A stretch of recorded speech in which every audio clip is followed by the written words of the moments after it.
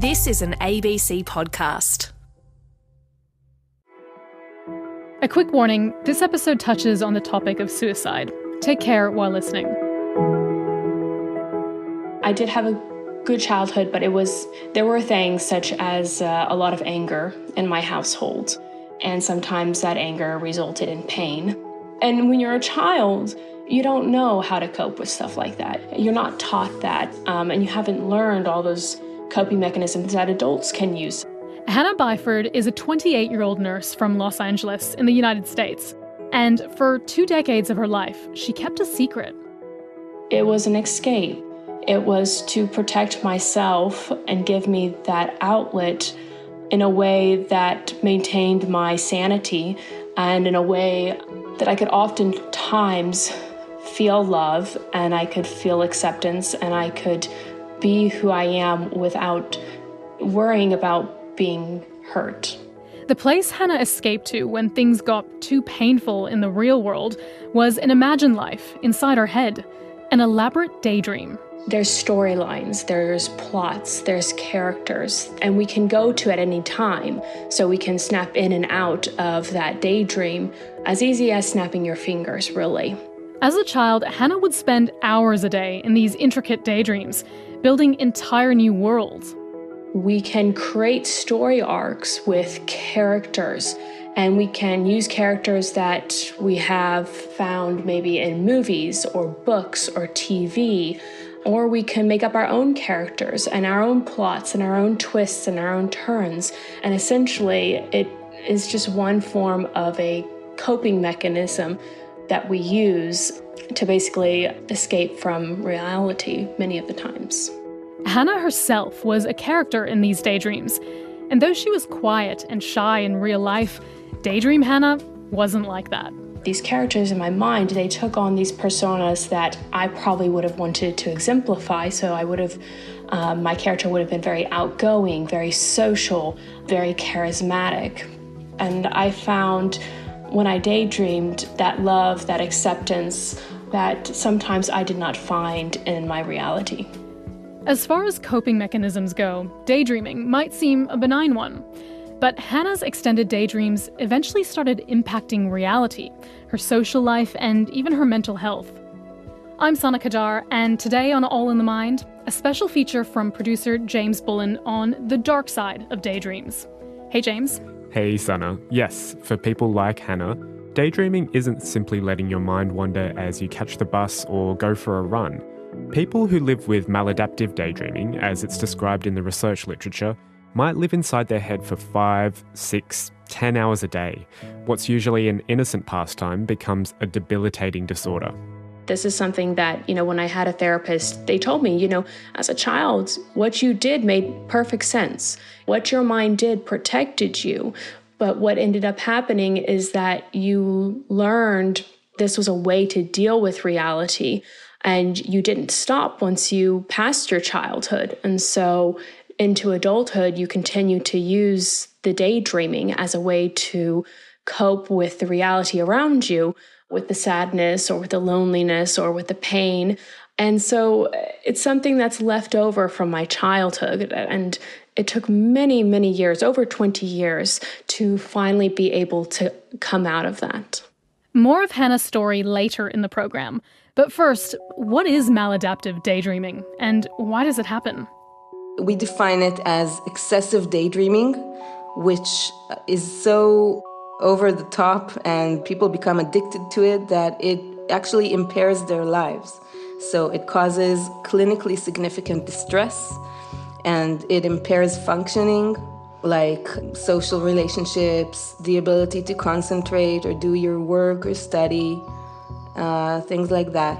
Dr. Nirit Soffer-Dudek is a clinical psychologist and senior researcher at Ben-Gurion University in Israel. Imagine if you had this ability to daydream in a way that is so convincing, it feels lifelike, and it's not an effort for you.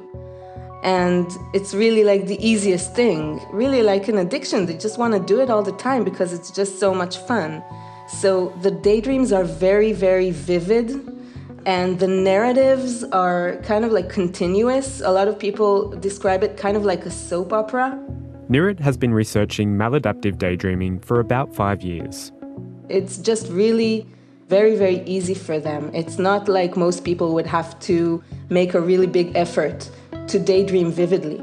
And we couldn't do it for long, right? Like, I don't have this ability. I couldn't sit for hours and daydream. It would be really tiring and boring. But for them, it's not boring at all. Nirit says this ability to daydream starts early on. Most of the maladaptive daydreamers that we talk to describe that they have had this ability ever since they were little. So even like when they were 4 or 5, they were always called this daydreaming kid or someone who's always with this head in the clouds. So definitely it can start in childhood. It probably mostly starts in childhood. And while some maladaptive daydreamers report being born that way, for others the disorder is triggered, or at least strengthened, by trauma. Our studies show that definitely some of the maladaptive daydreamers do have a history of trauma, which also strengthens our thought that this is kind of like a dissociative disorder in certain ways, because dissociation is very much related to trauma. In dissociative disorders, people may have issues with their sense of identity or self.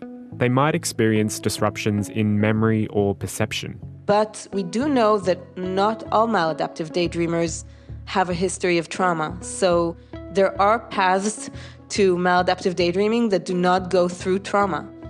And we do know that people who have maladaptive daydreaming that does involve a history of trauma, some of them reported that trauma plays a part in their daydreams. So sometimes they have like fantasies of being rescued, or they have fantasies where they are the perpetrators and they harm someone else.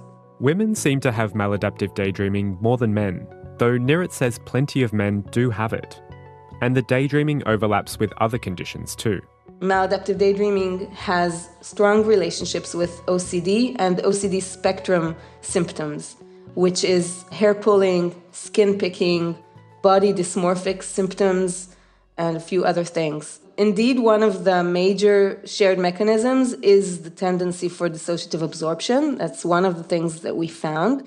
It's actually a tendency which is kind of normal if it's not too excessive, but a tendency to become immersed very deeply in something. It could be daydreaming, but it could also be a movie or a book or something else. And you become so immersed that you have your total attention focused on it, and it's so much that you kind of become oblivious to your surroundings. Another common OCD symptom, intrusive thoughts, is also found in those with maladaptive daydreaming. People experience intrusive sounds or images or thoughts as intrusive. They experience them as something which is not wanted, that I wasn't the one who initiated this thought or this image. It just popped into my head. I can't control it. So that's something that's very much shared between these disorders. So that's one additional mechanism. And another additional mechanism which we found was really body-related alterations of consciousness and symptoms. So like if you have body dysmorphic symptoms, like you feel that one part of your body really bad, really not like you want it to be, or you don't feel connected to it, that's something that's really prevalent in maladaptive daydreaming and is very much related to OCD. This might sound similar to something like schizophrenia or psychosis, but Nirit says the disorders are very different. Most maladaptive daydreamers are very well aware of the difference between reality and daydreaming. At the end of the day, they do know what happened for real and what didn't happen. Also, usually people who have hallucinations, but usually what really differentiates between the abnormal and the normal manifestations of like hearing voices, things like that, is really your reaction. So if it's frightening, if it causes negative emotion, it's very different from maladaptive daydreaming because these people enjoy this condition. They want to go into their fantasies. They try not to because they realize they're addicted and it's a problem for them, but they enjoy it. So it's very different from psychosis. You're listening to All in the Mind with me, James Bullen. And today on the program, when daydreams begin to cause real-life harm. Some people who live with a condition termed maladaptive daydreaming spend hours each day inside their own head, damaging their social life, their relationships, and their career. But lengthy daydreaming isn't always a bad thing, or at least it doesn't start out that way. Here's maladaptive daydreaming researcher Dr. Nirit Soffer-Dudek.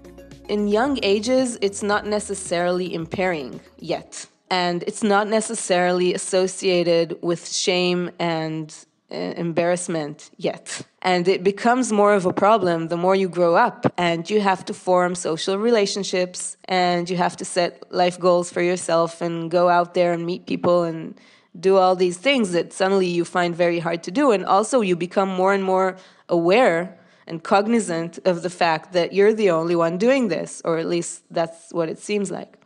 So it becomes more of a disorder the more you grow up. That's something 28-year-old Hannah Byford noticed in her own daydreaming. It started out as a way of protecting her from a difficult home life. I think I kind of always knew I was different. And I think that's one of the things with maladaptive daydreamers, especially for myself, is that there's a lot of shame involved with it, so you don't come forward with it. And so you think for a very long time that you're the only one who has this and that you're alone. So for me, I always thought I was the only one there. And so I had a very, I guess I wouldn't say lonely childhood, but I was always more to myself. I didn't have those relationships, even in high school, romantic relationships, and even into college, I didn't have that as well. And I saw people around me who were able to develop those relationships, who were able to form friendships more easily than I was, who was able to go out and have that social life, whereby my social life was in my mind and it was behind a closed door. Where do you think that feeling of shame comes from? I think there's many reasons for the shame. One, I think mental health many times there's a stigma around saying that, you have this daydreaming, or you have anxiety, or you have depression. And it's very scary to come out and say, hey, I have this, because you are afraid that people are going to judge you. I mean, saying that you imagine yourself as a character in The Lord of the Rings, as a hobbit, how are people going to actually view that? And so sometimes you feel that it's just safer if you keep to your dreams and you don't tell anybody about it, because you don't think that anybody would ever understand. And so the shame is there, and there is a little bit of guilt as well. Sometimes when I look back on my life and I think about over 20 years of my life that, I have daydreamed, like the guilt is there about, well, how many days, how many weeks, how many years have I lost?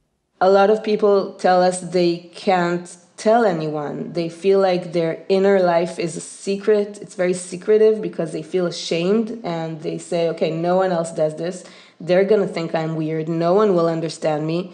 And so they just feel really alone. At the height of my daydreaming, I would daydream probably 6-7 hours a day. With daydreaming, it's the first thing you want to do, and it's the last thing you want to do before you go to bed. So you can literally daydream while you're sitting on a subway, or you're, sitting in a cafe and you look like you're drinking coffee, but you're staring out the window and dreaming.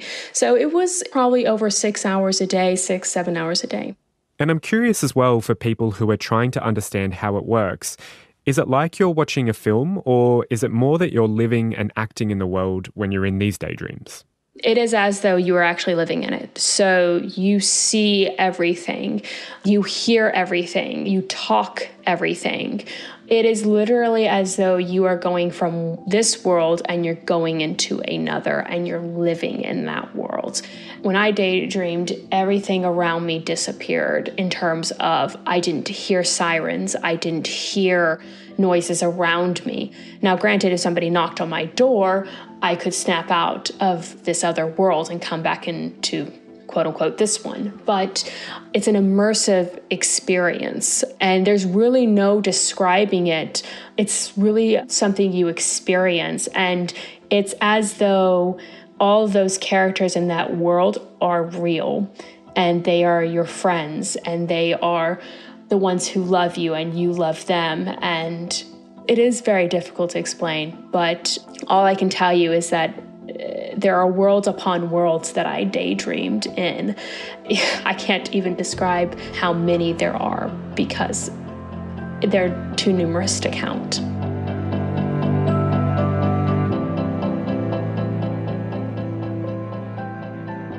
When I daydreamed, it was a necessity. If I didn't daydream, then I could become very irritable. It was the sole focus because literally all around me were triggers. And these triggers were in the form of music, TV, movies, things people said, events in my life, such as if something made me very upset, then I wanted to let out those feelings. So I would want to have a daydream about me being very courageous and strong and, getting out there. And it's an impulse, but it's also a necessity because, as I said, I did not have the coping mechanisms there to deal with my reality. So in many senses, it's the only way I could, even into adulthood, until I could learn that. So it's very difficult to explain. Well, we know that the people who have it do it for a lot of hours each day. So in one of my studies, we had 4.5 hours on average each day, but in a different study, it was up to 8 hours a day. It's definitely time consuming, no question about it. And they describe it like, it's so interesting to be inside this dream world, and then the real life seems so gray and boring.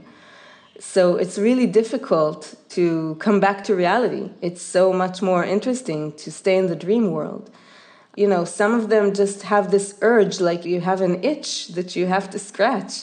And this itch could last for like 2 hours at a time. Hannah would schedule in her daydreaming around her study or work. I would always prioritize my dreams, and I would carve out time in my day to do it. So if I knew that I had classes, say, from 9 to 12, then I knew that I would get home. It would take me about 30 minutes to get home. That'd be 12:30. And then I had something at 3 o'clock, but I could daydream from 12:30 to 3 o'clock. It was very interesting, but for sure, the people and the characters in your mind were always prioritized over the people in your reality. I think this idea is a really important point that I've heard from other people living with maladaptive daydreaming. It's not something you can really turn off or ignore. And for Hannah, this went on for years, losing hours of every day to her dreams. Until, in her early 20s, she decided something had to change. One day I decided I had enough, and I ended up Googling, just putting in some symptoms, some signs and symptoms that I had, certain keywords. And the first thing that came up was this research about maladapted daydreaming.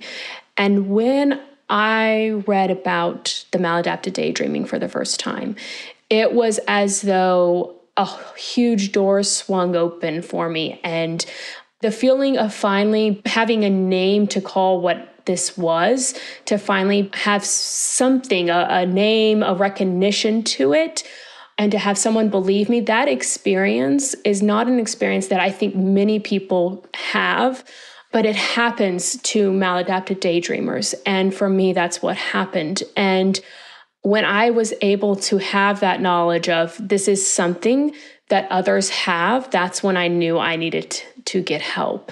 And I needed to open that Pandora's box, as I like to call it, into my childhood, into what happened to me, and really dig into it and see why is everything driving into this dreaming and what is it that I can do about it. Hannah found online forums with people sharing their own experiences with the disorder. There are thousands of us out there who have this. And there are thousands of people who say, oh my gosh, I thought I was alone. And for so long, I didn't think I could, say this. And that there would be people who would understand what it felt to literally daydream your life away every single day. It was at that point she sought out a therapist. Therapy was very interesting. I've actually never really even told my family too much about the therapy. But yes, for 2 years when I was in New York City, I saw a therapist. So this was actually while I was going to grad school. While I was there going through the therapy and digging through my past, I actually, for many reasons, not just the daydreaming and not my past, but I actually spiraled into depression and had anxiety. And about 2 months before I was even set to graduate with my graduate degree from NYU, I was planning on taking my life. And so I wanted to end my life. I wanted to give up. I didn't want to go on. Fortunately, I moved back in with, my supporting family. I was able to mentally recuperate and recover. But that time in my therapy taught me a lot of things about what had happened to me as a child. And it was very cathartic in many ways looking back now. But it did take me to a very dark place. It also took her to a place where she could begin to control her daydreaming. I started identifying my triggers. That's number one. So if my triggers were that I daydreamed in my bed, then I would cut the amount of time that I spent in my bed down. If my triggers were certain types of movies, then I would actually not watch those movies. Instead of watching Lord of the Rings or Star Wars, or I would watch Seinfeld or The Office, because those weren't triggers for me. I identified my triggers, and then I started slowly replacing them with other things. Another thing I did was I went outdoors. I started hiking. I started getting out in nature. I started my horseback riding again. I started playing my music again, my cello. And so I started replacing my daydreams with things that were tangible in their reality and that could take me away and still allow me to work through those feelings that came up in the reality, but in a more healthy and in a more productive manner. Hannah found what worked for her, and that's good because the research into treating maladaptive daydreaming is just starting out.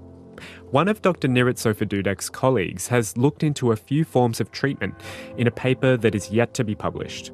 He found that both mindfulness helped and tracking your daydreaming behavior also helped.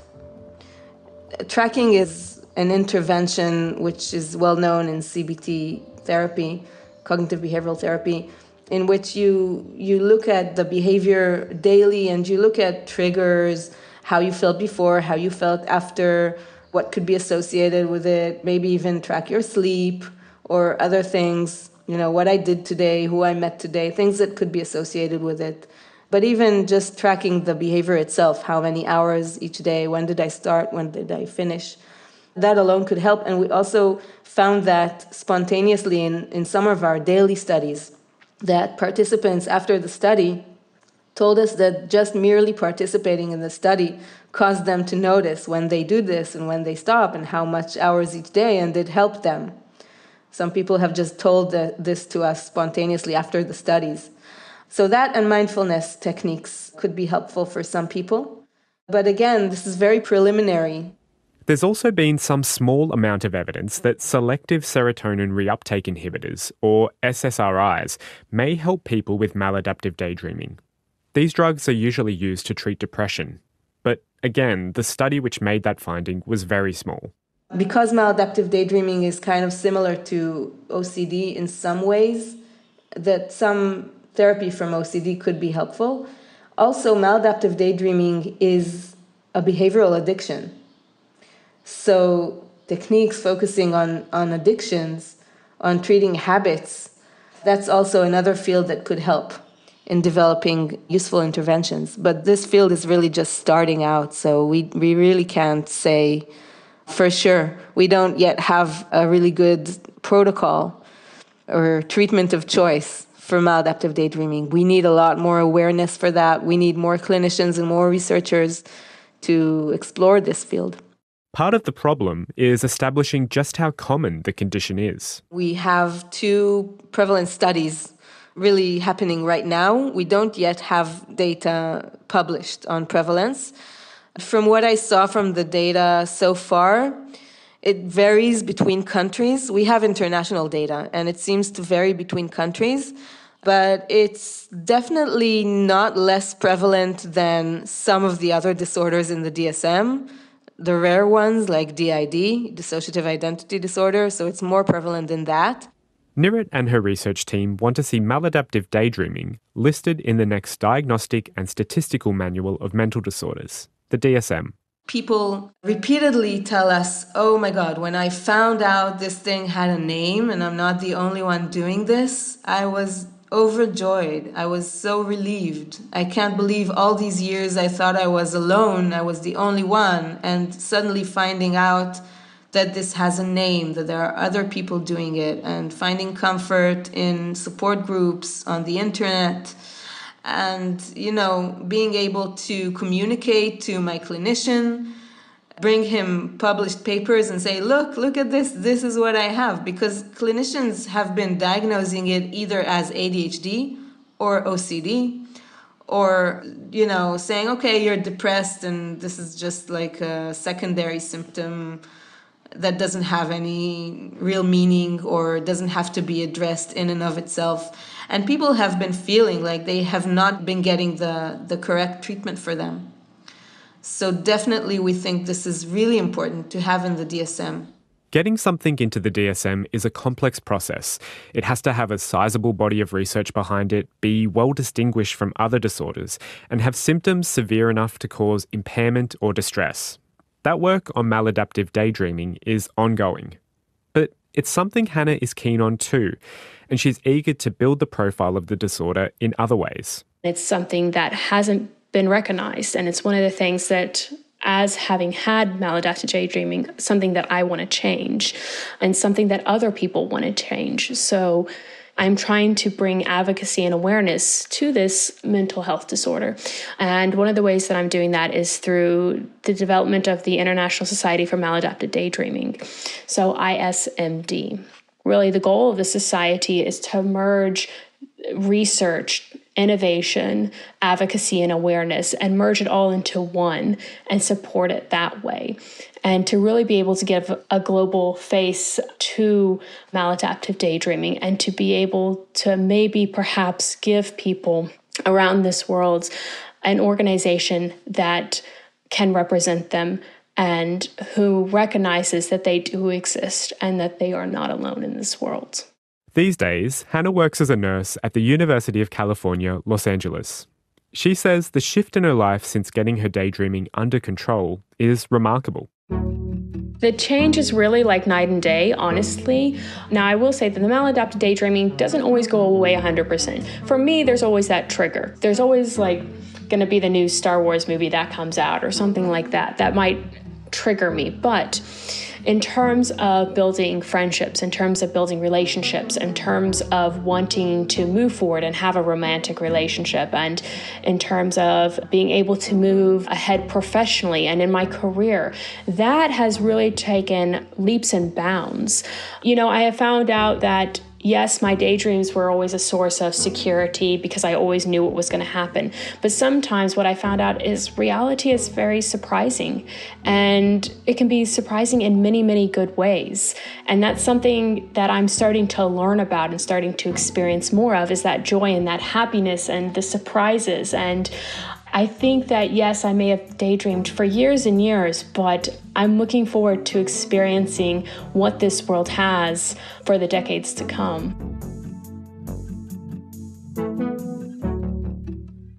That's Hannah Byford. And you also heard from clinical psychologist Dr. Nirit Soffer-Dudek. That's all in the mind for this week. This story was produced and presented by James Bullen. Our sound engineer is Jerome Commissari. And I'm Sana Qadar. Thank you for listening. Catch you next time.